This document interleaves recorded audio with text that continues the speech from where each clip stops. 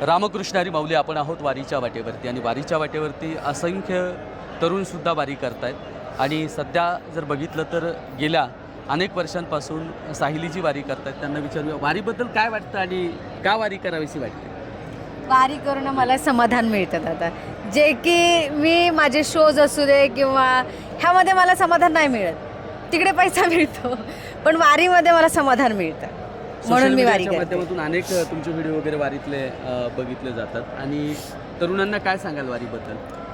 वारी केली पाहिजे, एक करून बघा, तुम्हाला नंतर करायची खूप इच्छा होईल. वारी कधी बुडवूच नाही वाटणार तुम्हाला. आणि वारीमध्ये आल्यानंतर काय मिळालं बरं वारीतून, काय असं मिळतं वारीत आल्यानंतर. वारीतून काय मिळतं का दादा, शिकायला मिळतं की एकजुटीने राहायचं, ॲडजस्टमेंट करायची, की सगळे श्रीमंत आहेत, मिडल क्लास आहेत, गरीब आहेत, ह्या तिन्ही जनरेशनचे लोक आपल्या वारीमध्ये येतात, पण सगळे सहखुशीने कामधंदे साईडला सोडून ॲडजस्टमेंट करून राहतात इथे.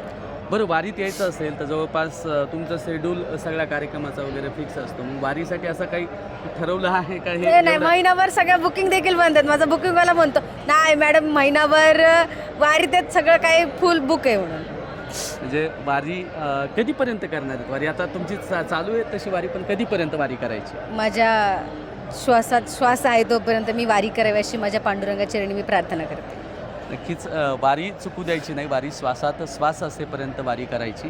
कारण वारीला एकदा आलं की पुन्हा यावंच वाटतं, कारण वारीची ओढ प्रत्येकाला लागत असते आणि म्हणूनच वारी ही जन्ममरणाचा फेरा तारते, वारी ही सुख देते, वारी ही संस्कार देते, वारी ही आनंद देत असते आणि म्हणूनच वारी खऱ्या अर्थानं जर बघितलं तर माणुसकी शिकवते. कारण एखादा माणूस एखाद्या दिंडीतला पाठीमागे विसरला तर जोपर्यंत तो दिंडीत येत नाही तोपर्यंत त्याच्याविषयी म्हणजे प्रत्येकजण तिथे थांबतसुद्धा नाही, त्याला शोधत असतो. ही वारी शिकवत असते आणि वारी समर्पणसुद्धा शिकवत असते. म्हणूनच वारी करायची असते. भेटत राहूया अभंग वारी या पेजच्या माध्यमातून आणि आपला मित्र उदय भिस्ते पाटील. रामकृष्ण. रामकृष्ण.